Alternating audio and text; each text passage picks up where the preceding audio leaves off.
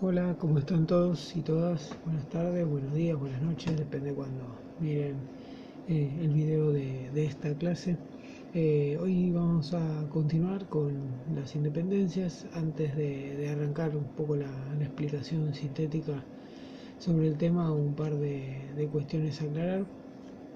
En esta clase vamos a dejar una consigna como para que escriban una reflexión, análisis o un análisis crítico sobre lo que venimos leyendo, sobre los textos de Ansaldi, de Burquay, de Guerra Vilaboy en general. Y vamos a dejar algunas fuentes y unos fragmentos de película también como para que se sumen a ese análisis.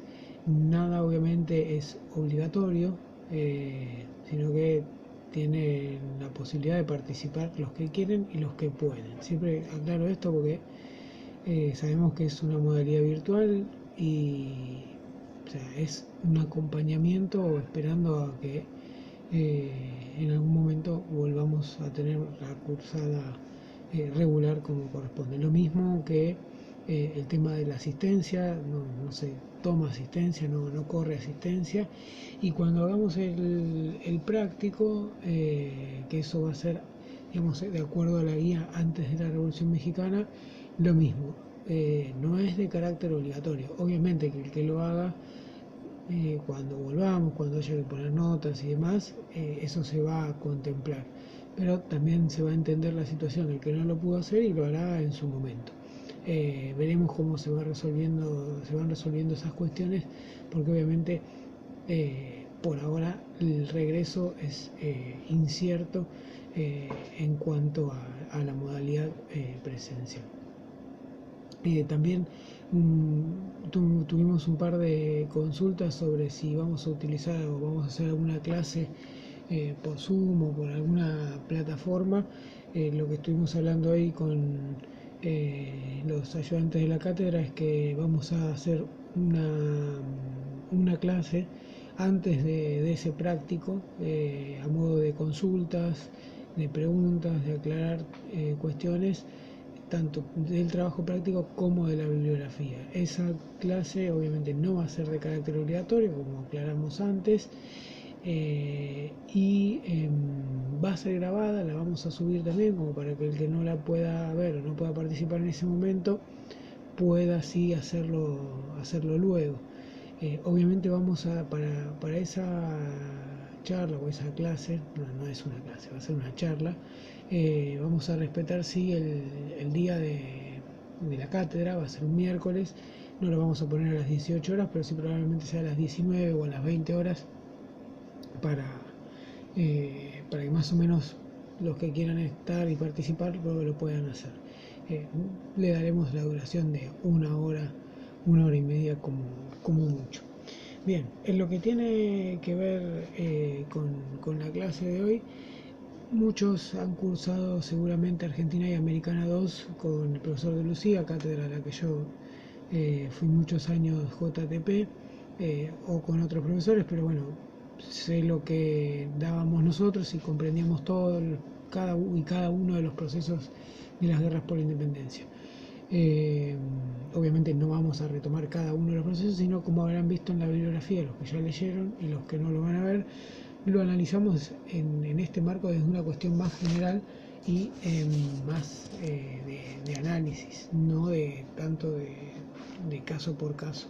Aunque sí, como habrán visto en el texto de Ansaldi, se van comparando esos casos.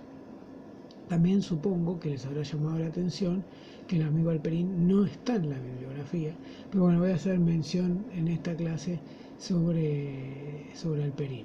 Creo que se agotó Alperín y para esta etapa ya está superado. Los que llegaron hasta acá es porque superaron a Alperín, así que, pero bueno, si lo quieren extrañar, nunca está de más leerlo. Arranco justamente por Alperín mencionando lo que va a ser esta etapa de las guerras por la independencia. La semana pasada habíamos hablado de Estados Unidos, habíamos hablado de Haití, habíamos hablado de Brasil. Bueno, acá entramos en el mundo hispanoamericano, ¿sí? Donde justamente Alperín plantea la idea de un desenlace rápido. lento o rápido, dura casi 20 años, un poquito menos, dependiendo de dónde pongamos el punto de partida. Siempre se pone 1808, 1810, que es cuando se forman las primeras juntas de gobierno. A mí me gusta mencionar también 1806, 7, que son las invasiones inglesas, que también marcan un cambio, un punto de quiebre y de inflexión en esa relación entre la metrópoli y la colonia. Entrando también en lo que es el texto de Guerra Vilaboy, también es importante mencionar los sectores populares y la participación que tienen en esta etapa. Hablamos justamente del punto de partida y hablamos de dos etapas, una etapa que va a ir hasta el 15 más o menos, 14-15, después viene la Reconquista Española y después del 15-16 hasta el 25, donde se produce la última batalla, la famosa batalla de Ayacucho, digamos como la más importante, la más emblemática, y el Congreso Anfictiónico de Panamá, que convoca a Bolívar y que justamente es el que va a tratar de integrar a toda una región, y que justamente por intereses, problemas internos y de cada una de las regiones, las llamadas fuerzas centrífugas, eso va a terminar imposibilitando la unidad de las distintas regiones. Inclusive, como sabemos, en el Río de la Plata no vamos a hablar de República Argentina, por lo menos hasta la Constitución casi, o que se establezca como república. Siempre estaban las Provincias Unidas y en Buenos Aires, siempre peleando por el interés del puerto.